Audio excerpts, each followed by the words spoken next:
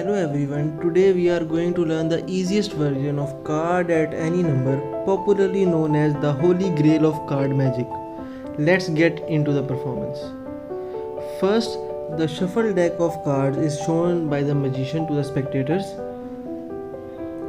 Then the magician asks the spectator to cut the deck just above the middle.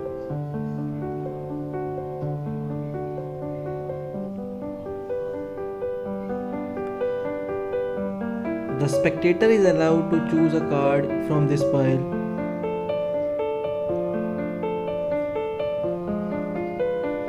Which in this case is the 10 of clubs. It is replaced in the deck by the spectator.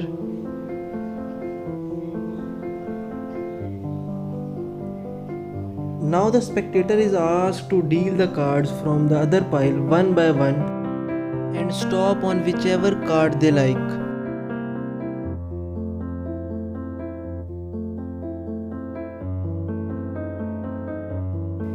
Suppose the spectator stop on this card.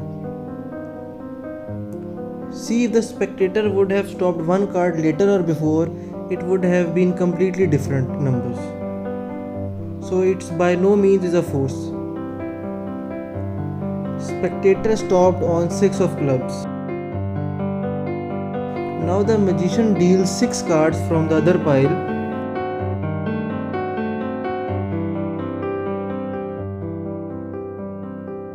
And the next card happens to be the spectator's chosen 10 of clubs.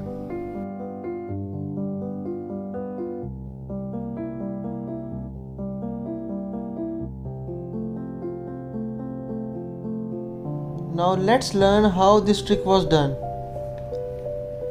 As you can see, all the cards are shuffled and it seems like there is no setup. However, there is a setup in this trick.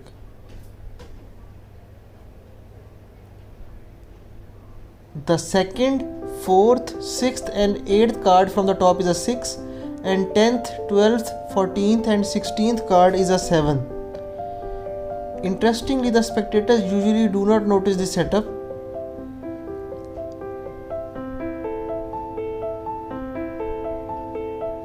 Moreover, the magician can also perform some false shuffles to fool the spectator. Afterwards, the spectator is asked to cut the deck just above the middle.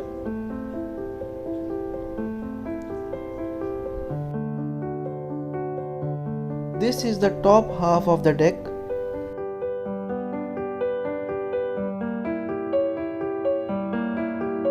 Now the spectator can select any card from this pile, but the magician has to somehow place it at the 7th position.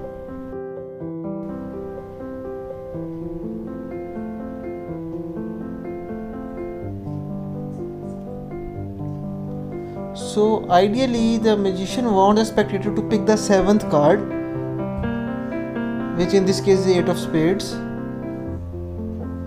But it will not be the case every time.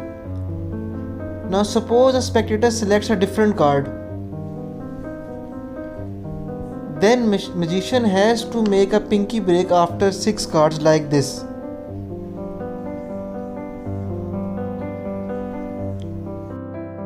Let's say the spectator picks this 9 of diamonds.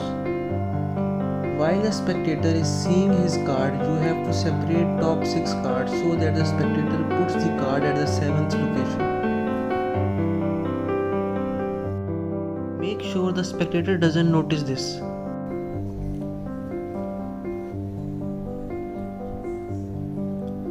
In short, you have to somehow put spectator's chosen card at the 7th position from top. Then the spectator is asked to deal the cards one by one from the other pile.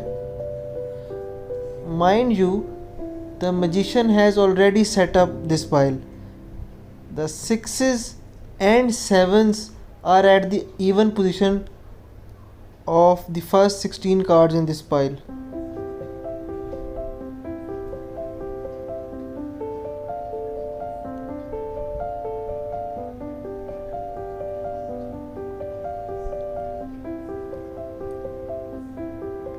While the spectator is dealing the cards, the magician has to keep track of the number of cards the spectator has dealt.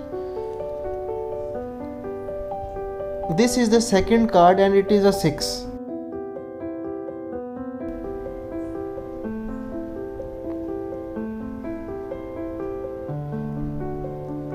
For example, the spectator stops at this card. The magician knows this is an even card, hence a 6 or a 7 that he wants to force.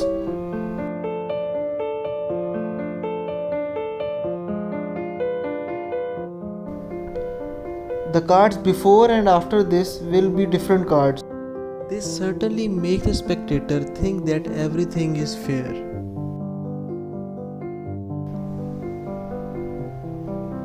However, if the spectator does not stop on this card, rather he stops on this one, then the magician knows that it is an odd card while this is an even card.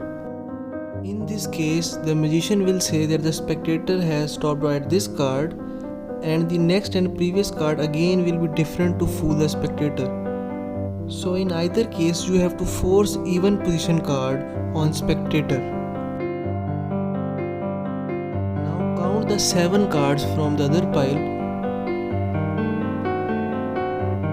and you can see it is the 9 of diamonds, the spectator's chosen card. Suppose the spectator stopped at 6, not the 7.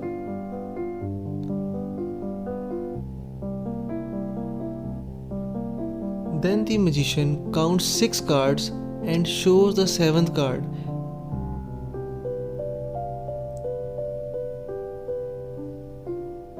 And it will again turn out to be the 9 of diamonds, the spectator's chosen card.